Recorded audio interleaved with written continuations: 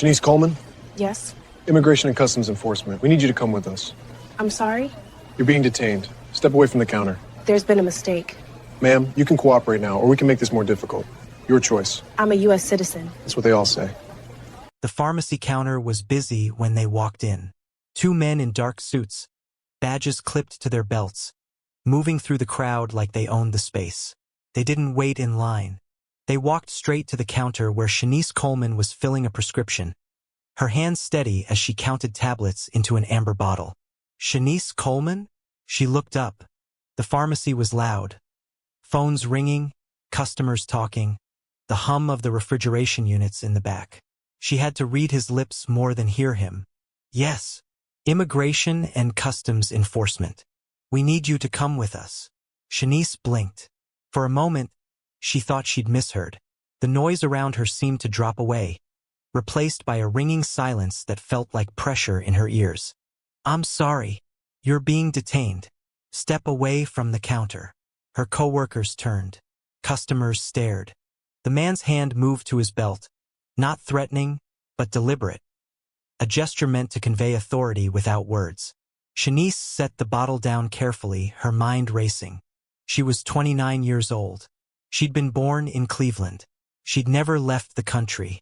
She had a driver's license, a college degree, and a W-2 from this exact pharmacy in her apartment 12 minutes away.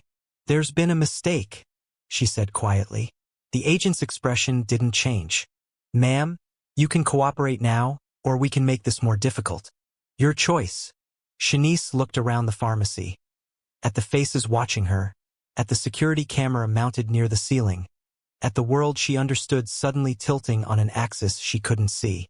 I'm a U.S. citizen. The agent smirked. That's what they all say. The date was March 9th. The location, MedPoint Pharmacy, a mid-sized chain pharmacy in a commercial district where strip malls and office parks bled into residential neighborhoods. The kind of place where people picked up antibiotics on their lunch break and knew the pharmacists by name. Agent Marcus Delane had been with Immigration and Customs Enforcement for 7 years. He worked the Fugitive Operations Team, a unit tasked with locating and apprehending individuals who had been issued final orders of removal and failed to leave the country. It was high-pressure work, quota-driven, and often conducted with limited time for verification. Delane's personnel file showed 2 commendations for exceptional field work and 1 informal complaint for overly aggressive tactics during an arrest. The complaint had been dismissed after a brief review. No disciplinary action was taken. On the morning of March 9th, Delane and his partner, Agent Jason Kurtz, received a work order from their field supervisor. The target, Shanice Coleman, female, black, late 20s, suspected immigration violator with a pending deportation order. Last known address, an apartment complex on the east side. Last known employment, MedPoint Pharmacy. The work order included a photograph. A woman with dark skin, hair pulled back, neutral expression. The kind of photo that could match a dozen people if you weren't careful. Delane didn't verify the birthplace, didn't cross-reference the social security number, didn't check the database for U.S. citizenship records. The order said, detain. That was enough. When they arrived at the pharmacy at 10:43 a.m., the parking lot was half full. Inside, the fluorescent lights were bright and sterile, casting everything in a harsh clinical glow. The air smelled like hand sanitizer and printer toner. Behind the counter, 3 pharmacy techs worked in synchronized rhythm, counting pills, answering phones, scanning prescriptions. Shanice Coleman was the only black woman behind the counter. Delane walked up to her directly, bypassing the line of customers waiting at the register. He didn't ask for ID. Didn't ask her to verify her full name or date of birth. He simply said her name like a question, and when she confirmed it, he told her she was being detained. No explanation, no verification, no pause to consider that a U.S. citizen working a legal job in a licensed pharmacy might not be the person on a deportation list. In his mind, the match was close enough. Shanice Coleman had been working at MedPoint for 3 years. She'd graduated from Ohio State with a degree in pharmaceutical sciences. She'd passed her certification exam on the first try. She had student loans, a car payment, and a mother who lived 20 minutes away in the same city where Shanice had been born. She had never been arrested, never been deported, never been anything other than an American citizen doing her job. But when Agent Delane looked at her, he didn't see any of that. He saw a name on a list, a face that seemed close enough, a quota that needed to be met. And in that moment, in a crowded pharmacy under fluorescent lights, Shanice Coleman's entire understanding of safety, citizenship, and civil rights began to unravel. Would anyone stop to ask if they had the right person? Shanice Coleman had grown up in a neighborhood where trust in authority wasn't inherited. It was earned, tested, and often proven wrong. Her father had been a machinist. Her mother, a social worker. They'd raised Shanice and her younger brother in a modest 3-bedroom house with a chain-link fence and a basketball hoop in the driveway. Her parents had taught her 2 things early: work hard and know your rights. When Shanice was 16, her father had been pulled over twice in the same month for matching the description of someone involved in a robbery 3 miles away. Both times, the officers had approached with hands on their weapons.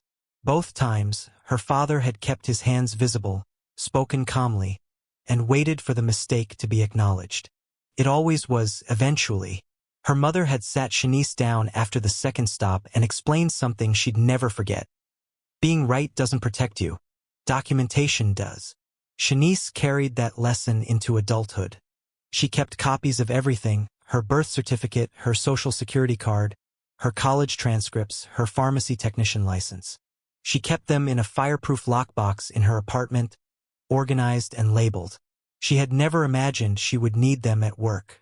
Now, standing behind the pharmacy counter with 2 federal agents staring at her, Shanice's mind moved through a series of rapid calculations. She was at work. There were witnesses. There were cameras. This was a public space. Surely that meant something. "I'm a U.S. citizen," she said again, her voice steady but quieter than she intended. "I was born in Cleveland." Agent Delane's expression didn't shift. He pulled a folded document from his jacket pocket and held it up. Close enough for her to see it was official, far enough that she couldn't read the details. "We have a removal order with your name on it. You're coming with us." Shanice felt her chest tighten. Around her, the pharmacy had gone silent. Her coworker, Jessica, stood frozen near the pill counter, her hand still gripping a prescription bottle. The customers at the register had stopped talking. Everyone was watching. "Can I see the document?" Shanice asked. Delane shook his head.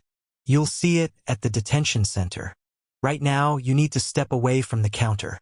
Shanice's hands rested on the countertop, her fingers pressing into the cool laminate surface. She could feel the texture of it. Smooth but slightly worn, the kind of surface that had been wiped down 1,000 times. She focused on that feeling, grounding herself. "I have documentation," she said. "My birth certificate. My social security card. I can show you." "Ma'am, we're not here to debate this," Agent Delane interrupted. His tone was clipped, dismissive. "You can bring whatever you want to show the judge. Right now, you're being detained." Shanice's coworker, Jessica, finally spoke up, her voice shaky but audible. "She's worked here for 3 years. She's from here."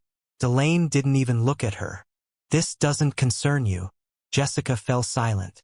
Shanice saw the fear in her face. Not fear of the agents, but fear of what speaking up might cost. Shanice understood. She felt it too, but she also felt something else. A slow, cold realization that this wasn't going to stop unless she made it stop. "I'm not going anywhere until I see that document," Shanice said, her voice firmer now. "And I want your supervisor's name." Agent Delane's jaw tightened. He exchanged a glance with his partner, Kurtz, who had been standing silently to the side. Then Delane stepped closer, close enough that Shanice could smell the faint scent of cologne mixed with stale coffee. "You're making this harder than it needs to be," he said quietly. "I suggest you cooperate before we add obstruction to the list." Shanice's pulse hammered in her ears, but her expression didn't change. She'd learned from her father. Stay calm. Document everything. Force them to make the mistake visible. She reached into her pocket slowly, pulled out her phone, and set it on the counter. Then you won't mind if I record this. Agent Delane's hand moved toward her phone. Put that away. Now. Shanice didn't move. Am I under arrest? You're being detained. On what grounds? The question hung in the air. The pharmacy was completely silent now. Even the phones had stopped ringing. Agent Delane didn't answer. He just reached for her arm. Agent Delane's hand closed around Shanice's upper arm. Not violently, but firm enough to communicate control. His grip was tight, the pressure immediate and invasive. Shanice could feel the heat of his palm through the thin fabric of her scrubs. The way his fingers pressed into the soft tissue just above her elbow. Let go of me, she said. Delane didn't let go. Instead, he began pulling her toward the end of the counter, toward the gate that separated the pharmacy workspace from the public area. Shanice resisted, not by pulling away, but by planting her feet, making her body heavy. I said let go. You're being detained for immigration violations, Delane said. His voice loud enough now for the entire pharmacy to hear. You can walk, or we can carry you. Your choice. Shanice's coworker Jessica had her phone out now, recording. Another employee, an older white man named Gary, stood near the back with his hands in his pockets, his face pale. The customers at the register stood frozen, some with their phones out, others simply staring. Shanice's mind was moving fast, cataloging every detail, every violation, every moment that could be used later. She forced herself to speak clearly, loudly, so the recordings would capture it. I am a United States citizen. I was born in Cleveland, Ohio. I have never been deported. I have never been issued a removal order. You have the wrong person. Delane's grip tightened. That's not what our system says. Then your system is wrong. Agent Kurtz finally spoke, his voice quieter but no less dismissive. Ma'am, if you're a citizen, you can prove it at the detention center. Right now, we have an order with your name on it. That's all we need. Shanice turned her head to look at him, her neck straining against the angle Delane's grip forced her into. You need more than a name. You need verification. You need to confirm my identity before you detain me. You didn't ask for my social security number. You didn't ask for my date of birth. You didn't ask for any identifying information beyond my name. Kurtz's expression flickered, just for a moment, but he said nothing. Delane pulled harder. Shanice stumbled forward, her hip hitting the edge of the counter. The pain was sharp and immediate, a bright flare that radiated down her leg. She gasped but didn't cry out. Stop resisting, Delane said. I'm not resisting. I'm standing still. You're refusing a lawful order. It's not lawful if you have the wrong person. The air in the pharmacy felt thick now, oppressive. The fluorescent lights overhead buzzed faintly, a sound Shanice had never noticed before but now seemed deafening. She could smell the sharp, medicinal scent of hand sanitizer mixing with the faint odor of Delane's sweat. Acrid, nervous, human. How many people have to watch before someone intervenes? Delane pulled her through the gate, into the public area. Shanice's feet scraped against the linoleum floor, the rubber soles of her work shoes squeaking. She could feel eyes on her, customers, coworkers, strangers. She could feel the weight of their silence. I want to see the removal order, Shanice said again, her voice strained now but still controlled. I have a right to see the document you're using to detain me. You'll see it later, Delane said. That's not how this works. Under the Fourth Amendment, you need probable cause to detain me. A name match isn't probable cause. You need to verify my identity. You need articulable facts that distinguish me from any other person with the same name. Delane stopped walking. For a moment, Shanice thought he might actually listen. But when he turned to look at her, his expression was something close to contempt. You think you're a lawyer now? I think I know my rights. Your rights. Delane's voice rose, sharp and cutting. You're not even supposed to be in this country.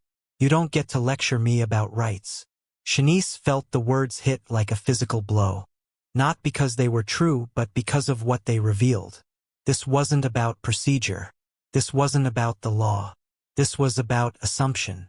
About seeing a black woman with a certain name and deciding that was close enough.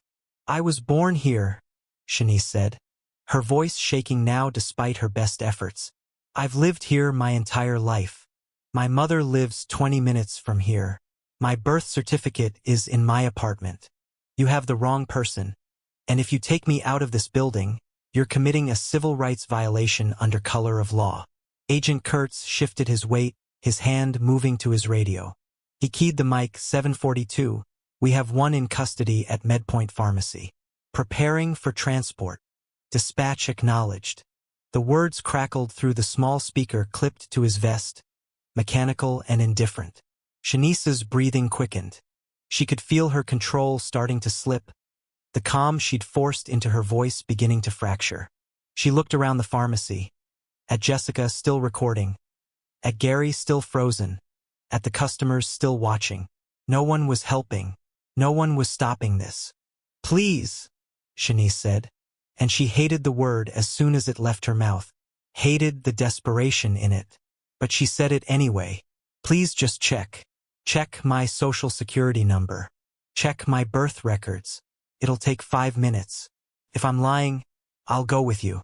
But if I'm telling the truth, we've already checked, Delane said flatly. The system flagged you. That's enough. What system? Delane didn't answer.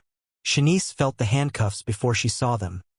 Cold metal closing around her right wrist, the click sharp and final. The pressure was immediate, the cuff tighter than it needed to be. She felt the edges bite into her skin, felt her pulse throbbing against the unyielding steel. This is illegal, she said, her voice louder now, desperate. You're violating my Fourth Amendment rights. You're detaining me without probable cause. You're using racial profiling as your basis for racial profiling. Delane laughed. A short, bitter sound. You people always go there, don't you? Can't just admit you broke the law. It's always someone else's fault. The second cuff closed around her left wrist. Shanice's hands were pulled behind her back now, her shoulders straining. The position was uncomfortable, humiliating. She could feel the eyes on her, the weight of the moment. A pharmacy full of people watching a woman in scrubs being handcuffed like a criminal. Jessica's voice cut through the silence, shaky but audible. She's telling the truth. She works here. She's from Ohio. Delane turned to her, his expression hard. I suggest you stay out of this unless you want to be charged with obstruction. Jessica went silent. The phone in her hand trembled, but she kept recording. Shanice closed her eyes. She felt the fluorescent lights on her eyelids. Too bright, too hot. She felt the cold metal of the cuffs, the ache in her shoulders, the sharp edge of panic pressing into her chest. She forced herself to breathe, forced herself to think. What happens when no one believes you're telling the truth? I want a lawyer, Shanice said quietly. You'll get one at the detention center, Delane said. Let's go. They walked her toward the exit, past the register, past the aisles of cold medicine and vitamins, past the customers who stepped aside to let them through. Shanice kept her head up, her jaw set, even as tears blurred her vision. The automatic doors slid open. The March air hit her face, cold and sharp, carrying the smell of asphalt and exhaust. The parking lot stretched out in front of her, ordinary and unremarkable. A black SUV sat near the entrance, engine running. Shanice looked back at the pharmacy one last time, at the people inside still watching, at Jessica still recording. Then Agent Delane opened the door, put his hand on her head, and pushed her into the back seat. Shanice Coleman was processed at the ICE detention facility at 1:47 p.m. She was fingerprinted, photographed. Her belongings were cataloged and placed in a plastic bin. She was given a single phone call. She called her mother. Her mother, Diane Coleman, answered on the first ring. When Shanice explained what had happened, the agents, the pharmacy, the handcuffs, Diane went silent for 3 long seconds. Then she said the words that would detonate everything. Shanice, I'm calling Marcus. Marcus Coleman was Shanice's uncle. He was also a senior attorney with the Ohio chapter of the American Civil Liberties Union, specializing in immigration enforcement and constitutional violations. He'd spent 15 years filing lawsuits against federal agencies for unlawful detentions, racial profiling, and Fourth Amendment violations. He answered Diane's call while sitting in a deposition. When she told him what happened, he excused himself from the room, stepped into the hallway, and made a series of calls that would move faster than any federal bureaucracy could respond. By 3 p.m., Marcus Coleman had contacted ICE's Office of Professional Responsibility. By 3:30 p.m., he had filed an emergency petition for habeas corpus in federal court. By 4 p.m., he had sent a preservation letter to the ICE field office, the Department of Homeland Security, and the agent's direct supervisors, demanding the immediate preservation of all detention records, surveillance footage, and internal communications. And at 4:47 p.m., Marcus Coleman walked into the detention center with a federal court order demanding Shanice's immediate release. The intake officer who processed the order looked at it twice, then looked at Marcus. "Sir, we have a valid removal order for—" "You have a removal order for someone with the same name," Marcus said, his voice calm but lethal. "My niece is a U.S. citizen. She was born in Cleveland. She has never left the country. And your agents detained her without verifying her identity, without checking her social security number, and without any articulable facts beyond a name match." The officer blinked. "We'll need to verify." Marcus placed a folder on the desk. Inside, Shanice's birth certificate, her social security card, her passport, her college diploma, her pharmacy technician license. "I've already verified," Marcus said. "Now release her." The officer picked up the phone. Within 20 minutes, Shanice was brought to the front desk. Her hands were no longer cuffed, but the red marks on her wrists were still visible, angry and raw. When she saw her uncle, her composure finally cracked. She didn't cry, but her shoulders sagged, the weight of the last 6 hours pressing down all at once. Marcus put his hand on her shoulder. "You're okay. We're leaving." On the drive back, Shanice asked the question she'd been holding since the moment Delane grabbed her arm. "How did this happen?" Marcus's jaw tightened. "They didn't care enough to check. They saw your name, saw your face, and decided that was enough." He paused. "But they made a mistake. They detained a U.S. citizen without cause. They violated your Fourth Amendment rights. They racially profiled you. And they did it all in front of witnesses and cameras." Shanice looked out the window, watching the city pass by. "What happens now?" Marcus glanced at her, his expression hard. "Now? We make them pay for every second." The meeting took place in a secure conference room at the Department of Homeland Security's regional headquarters on March 12, 3 days after Shanice Coleman's detention. Present, the ICE field office director, 2 supervisors from fugitive operations, the agency's deputy chief counsel, a representative from the Department of Justice's Civil Rights Division, and a crisis management consultant brought in specifically for this case. No one wanted to be there. The video played on the screen mounted to the wall. Jessica's phone recording from the pharmacy, shaky but clear. Shanice's voice, calm and precise, reciting her rights. Agent Delane's voice, dismissive and escalating. The moment he grabbed her arm. The moment the handcuffs clicked shut. When the video ended, the silence in the room was suffocating. The deputy chief counsel spoke first, his voice flat and clinical. "How many times did she identify herself as a U.S. citizen?" One of the supervisors checked his notes. 7 times. On camera. "And how many times did Agent Delane verify her identity before detaining her?" Silence. The field office director leaned forward, his hands clasped on the table. His name was Robert Henshaw, and he'd been in federal law enforcement for 23 years. He'd managed budgets, overseen operations, and navigated political pressure from elected officials who demanded results. More arrests, more deportations, more enforcement. But this was different. "Walk me through the procedure," Henshaw said quietly. The supervisor cleared his throat. "Standard protocol requires agents to verify identity using at least 2 biometric or documentary identifiers before executing a removal order. That includes social security number, date of birth, fingerprint match, or photographic comparison. Agent Delane confirmed the name verbally. That was it. No social security check? No. No date of birth verification? No. No fingerprint scan? No. Henshaw closed his eyes. He could feel the migraine building behind his temples, the pressure sharp and insistent.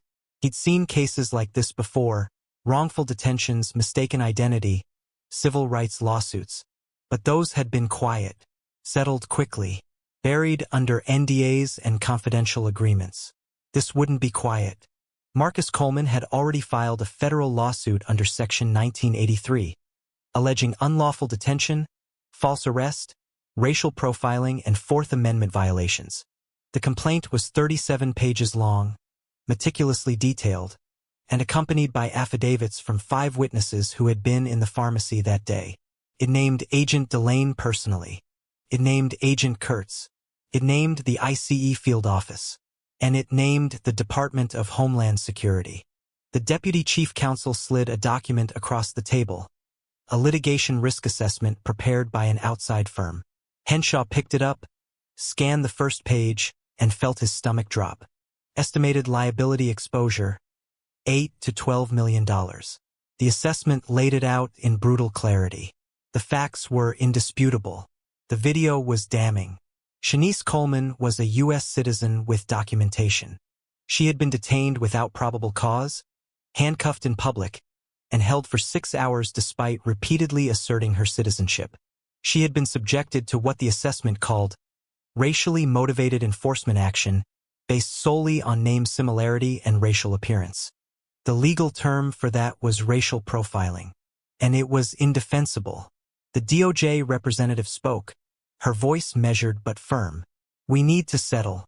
Immediately." Henshaw looked at her. "For how much?" "Whatever it takes to make this go away before it goes to trial." The crisis management consultant nodded. "If this goes to a jury, you're looking at 8 figures. Easily." The U.S. citizen, detained at work, handcuffed in front of customers, held for 6 hours. All because 2 agents couldn't be bothered to verify her social security number. She paused.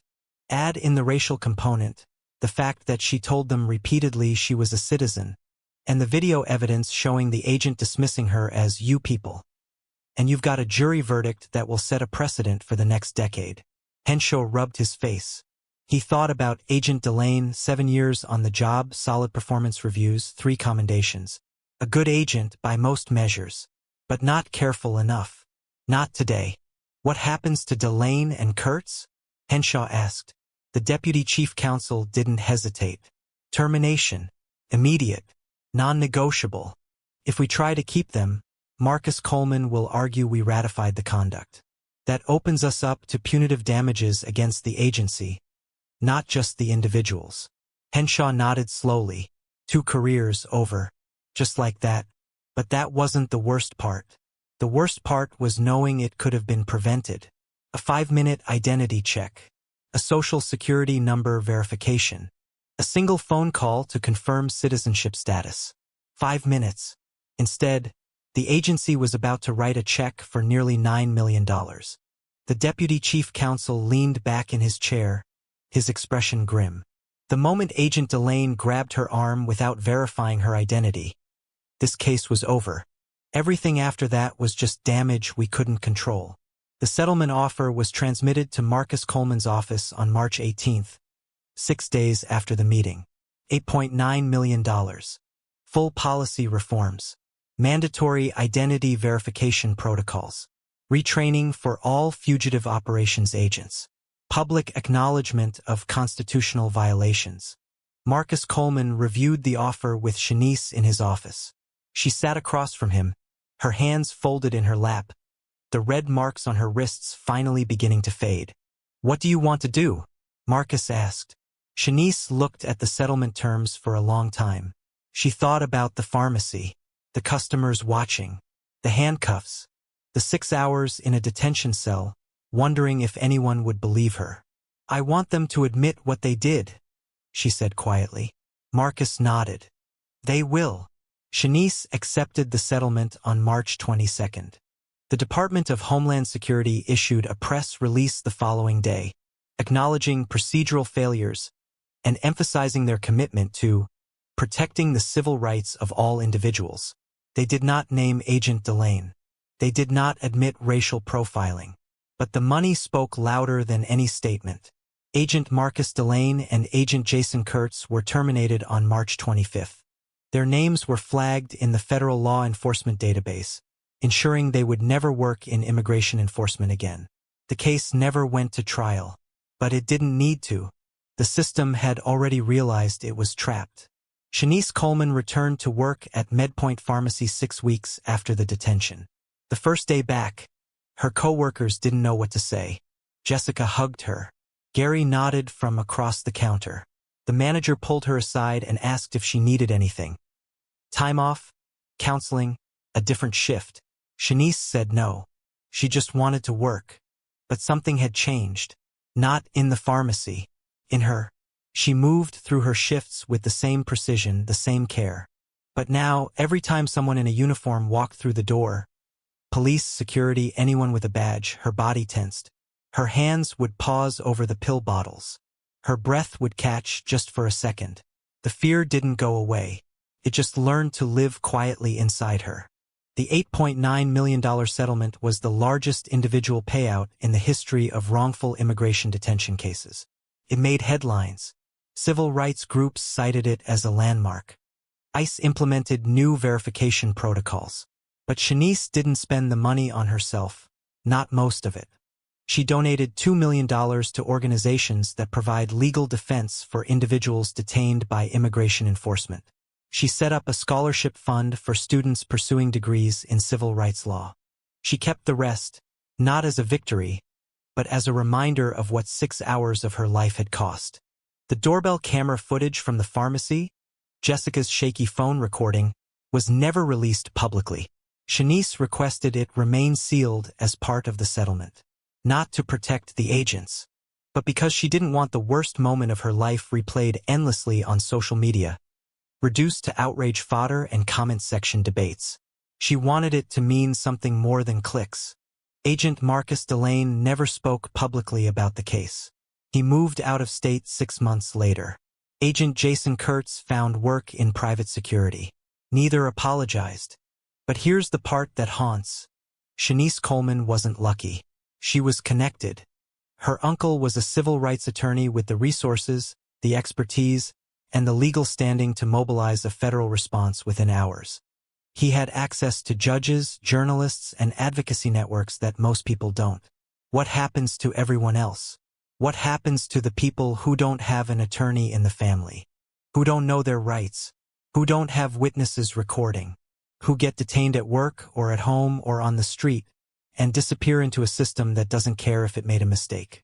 How many Shanices are sitting in detention centers right now, telling officers they're U.S. citizens, while those officers dismiss them with the same 4 words? That's what they all say.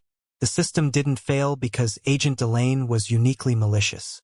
It failed because nothing required him to care whether he had the right person until someone with power forced him to care. And by then, the damage was already done.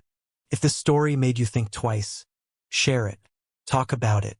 And if you want to see more stories like this, stories that expose what happens when power isn't checked, hit subscribe, because the next one might be about someone you know.